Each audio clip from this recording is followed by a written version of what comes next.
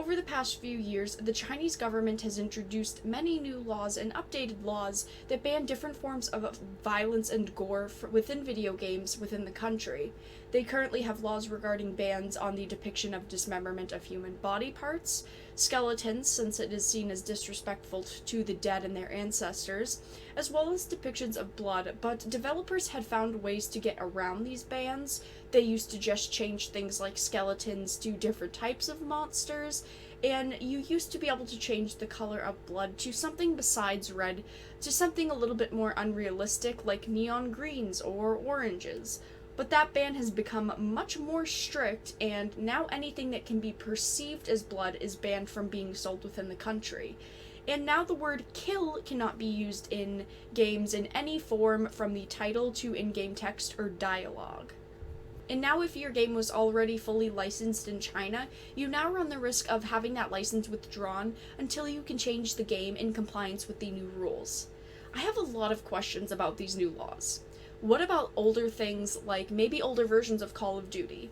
It would take such a large amount of resources for companies like Activision, which Tencent is invested in, by the way, to go back to previous games and create patches and changes for these titles. So will they just remove games that are, say, right around maybe 5 years older that don't have sustainability of sales anymore? I wouldn't see a real point of patching a game that does not have a market anymore, that is not selling any copies, and I'm sure these larger companies wouldn't see the point either. Tencent also just had to go through a very large pain. Since they're the largest Chinese game publisher, they had to change many aspects of PlayerUnknown's Battlegrounds, even renaming it to Game of Peace, and every time an enemy would die, they sit on the ground and wave and disappear into thin air. I think that is hilarious. I mean, that's the lengths that these developers and these publishers have to go to now to be in the Chinese market. Are these companies going to be able to continue to find creative ways around this censorship as they did in the past with these new censorship policies, since they're much harsher than previously? So now, if you want to be part of the Chinese market, you have to comply with the Chinese laws on top of the original process.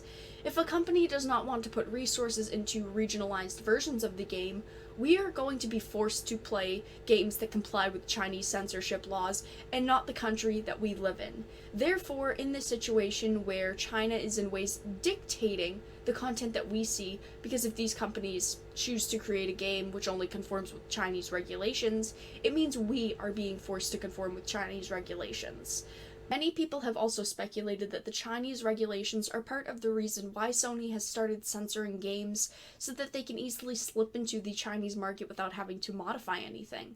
Companies like Sony have called China untapped potential markets, so it wouldn't be too far-fetched, I don't think.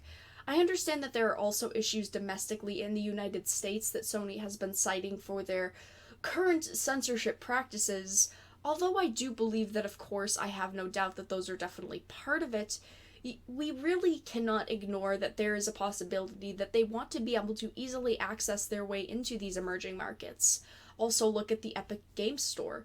Tencent owns 40% total of Epic, which is a reason, most likely, why the Epic Games Store does not allow adult-only content on their platform. But if these games are not regionalized, you are forcing everyone to follow the more restrictive policies and cultural norms. All of this is on the back of years of China censoring sexual content in games, which is a whole other topic that I could talk about if you're interested. A lot of developers were saying that the Chinese restrictions are not impossible to work around, but like I said, the workaround means more money, more development time, and possibly regionalized games. Again, in the end, none of this is really surprising for China, which is easily one of the most authoritarian nations on the planet, and we can only hope at this point that the future can bring less censorship for them, but I really do not see that anytime soon. This gigantic market rivals that of the United States is something that we are going to need to take a closer look at regarding censorship. censorship in China is that I can hope that something that we can overcome, because as the Chinese market becomes more important, their policies are going to start to spill over and affect us in the West.